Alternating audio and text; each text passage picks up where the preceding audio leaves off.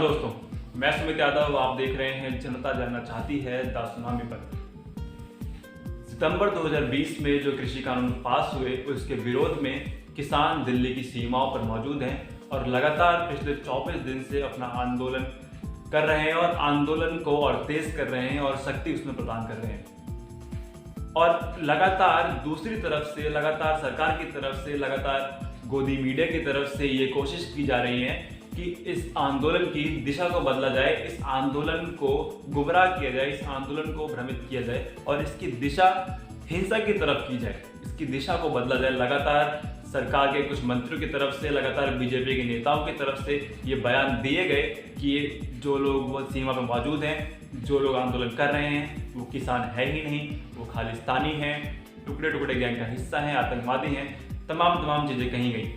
और मैं उन्हीं कुछ बयानों पर, उन्हीं गोदी मीडिया के कुछ हेडलाइंस पर आज की इस वीडियो में बात करने आया हूँ, जिनके ज़रिए इस आंदोलन को गुमराह करने की कोशिश की गई, जिसके ज़रिए इस आंदोलन की दिशा बदलने की कोशिश की गई। लेकिन देश का किसान, देश का अन्नदाता लगातार शांति से इस आंदोलन को तेज कर रहा है, इस आंदोलन को बढ़ा रहा है अपने हक के लिए और देश के हक के लिए। तो इस वीडियो को पूरा देखें और अगर आपने अभी तक चैनल सब्सक्राइब नहीं किया है तो सब्सक्राइब करें चैनल को और प्रेस करें बेल आइकन सभी लेटेस्ट अपडेट्स के लिए।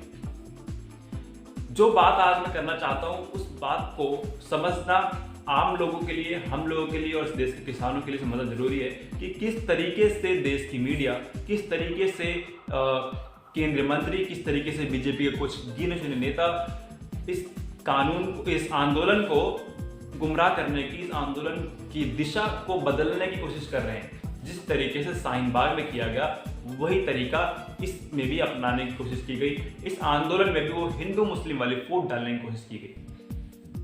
मैं आपको कुछ हेडलाइंस दिखाना चाहता हूँ डीएनए की कुछ पिछली रिपोर्ट्स। आप जानते हैं कि डीएनए का कार्यक्रम कौन करता है? सुधीर चौधरी डीएनए कार्यक्रम करते हैं और उनकी हेडलाइंस मैं आपको दिखाना चाहता हूँ। आपकी स्क्रीन पर मैं आपको लगा रहा हूँ इनकी हेडलाइंस, जो डीएनए के जो थंबनेल्स हैं वो मैं आपको यूट्यूब से निकाल के दिखा रहा हूँ। कृषि कानून पर दुष्प्रचार वर्सेस सच्चाई, यानी कि कृषि कानून पर जो है वो दुष्प्रचार हो रहा है, ये इनका मानना है, इनकी हेडलाइंस है। कृषि कानून पर किसान वर्सेस किसान। इनका कहना ये कि जो किसान है, जो कृषि कानून पर जो किसान आंदोलन कर रहा है वो किसान अलग है और जो किसान, जो असल में देश का किसान है वो इस कानून के साथ है। किसानों के उपवास में राजनीतिक मिलावट, खालिस्तानी साजिश का नया खुलासा, किसानों को किसने किया गुमराह, आंदोलन या अघोषित लॉकडाउन। ये कुछ इस तरीके की हेडलाइंस के साथ डीएनए के कार्यक्रम चलाए गए सुधीर चौधरी द्वारा और लगातार आप इन हेडलाइंस से पता लगा सकते हैं कि ये हेडलाइंस कहना चाहती हैं कि वो जो देश का किसान है वो इस कानून के साथ है, वो प्रधानमंत्री मोदी के साथ है, वो किसी कृषि कानूनों के साथ है। और जो किसान यहाँ आंदोलन में बैठा है, जो लोग यहाँ पे आंदोलन में बैठे हुए हैं दिल्ली की सीमाओं पर, वो असल में किसान है ही नहीं और अगर वो किसान हैं तो उनको भरमाया गया है, उनको गुमराह किया गया। कुछ इसी तरीके के बयान बीजेपी के कई नेताओं ने दिए। जेपी दलाल का बयान आपने सुना होगा। जेपी दलाल ने कहा कि इस आंदोलन में चाइना और पाकिस्तान से फंडिंग की जा रही है, विदेशी फंडिंग है।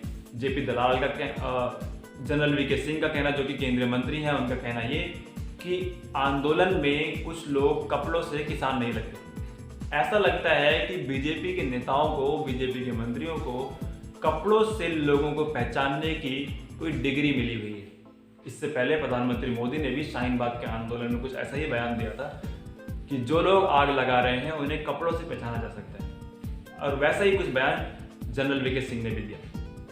और कई मंत्रियों ने, कई नेताओं ने बीजेपी के इस तरीके के बयान दिए गए, इनको खालिस्तानी बताने की कोशिश, आतंकवादी, टुकड़े टुकड़े गैंग और तमाम चीज़ें, ताकि इसमें भी वो हिंदू मुस्लिम वाला तड़का लगाया जा सके, हिंदू मुस्लिम वाली वोट इसमें डाली जा सके। लेकिन देश के किसान, समझदार किसान, वो अभी भी दिल्ली की सीमा पर मौजूद है और उतनी ही शांति से मौजूद है। एक तरफ हम देखते हैं कि प्रधानमंत्री नरेंद्र मोदी गुजरात में जाकर, कच्छ में जाकर सिखों से बात कर रहे हैं, वहाँ के किसानों से बात कर रहे हैं। दिल्ली में बैठकर प्रधानमंत्री मध्य प्रदेश के किसानों से डिजिटल संवाद करते हैं। लेकिन जो किसान अपनी समस्या लेके दिल्ली की सीमाओं पर मौजूद है, उनसे बात करने को राजी नहीं। हम देखते हैं कि बीजेपी के नेता 700 पंचायत करने के लिए तैयार हैं, गांव-गांव जाकर वो पंचायतें करेंगे। किसान नेताओं का ये कहना है कि जब दिल्ली मिलने आए तो दिल्ली वाले बाहर चले गए।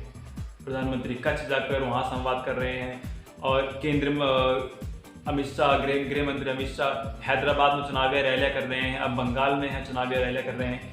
लेकिन किसानों की जो मांग है उसको सुनने के लिए, हालांकि एक बार ये हमने देखा कि किस तरीके से सरकार थोड़ा सा झुकी और उन्होंने कहा कि हम इसमें संशोधन के लिए तैयार हैं। सरकार संशोधन के लिए राजी हुई, लेकिन किसानों का मानना ये कि जब तक ये तीनों कानून पूरी तरीके से रद्द नहीं होते, जब तक ये तीनों कानून वापस नहीं लिए जाते, तब तक कोई बातचीत संभव नहीं है।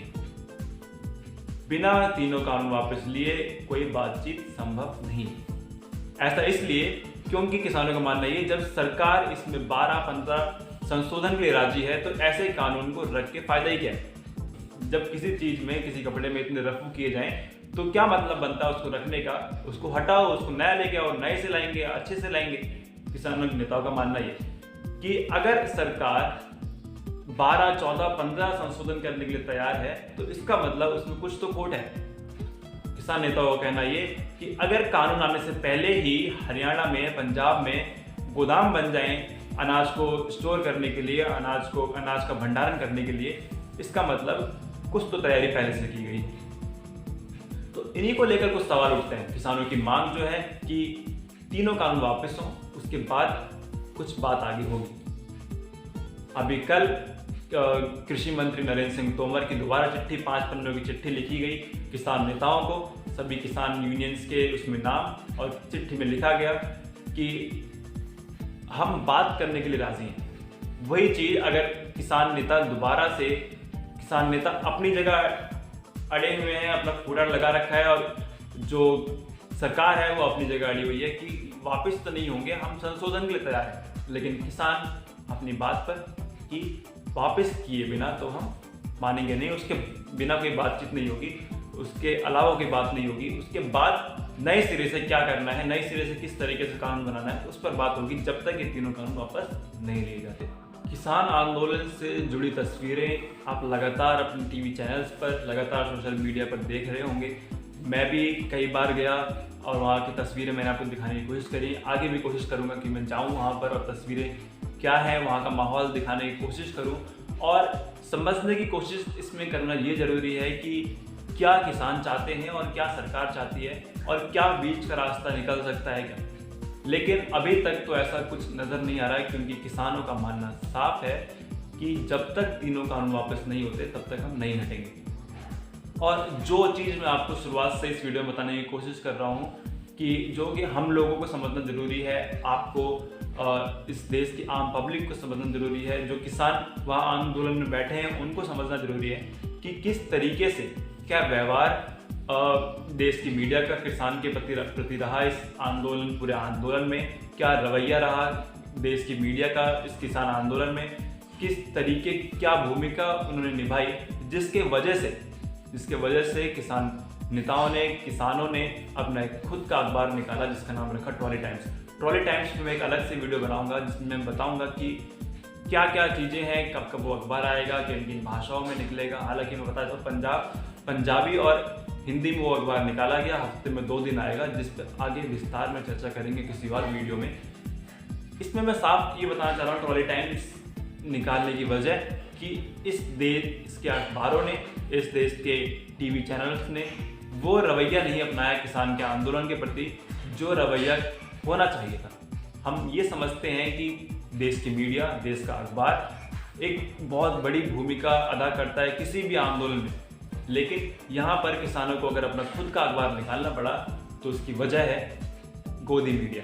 उसकी वजह है कि देश की मीडिया का रवैया, देश की मीडिया का व्यवहार केंद्रीय सरकार की तरफ होना, उनका झुकाव केंद्रीय सरकार की तरफ होना, जिस वजह से ये ट्रॉली टाइम्स आया। और मैं ट्रॉली टाइम्स में आगे बात करूंगा अगली वीडियो में। तो यहीं पे ख़त्म करते हैं इस वीडियो को। अगर पसंद आई तो लाइक करें, शेयर करें, इस वीडियो को ज़्यादा से ज़्यादा लोगों तक पहुँचाएँ। मिलते हैं अगली वीडियो में। खुश रहें, स्वस्थ रहें।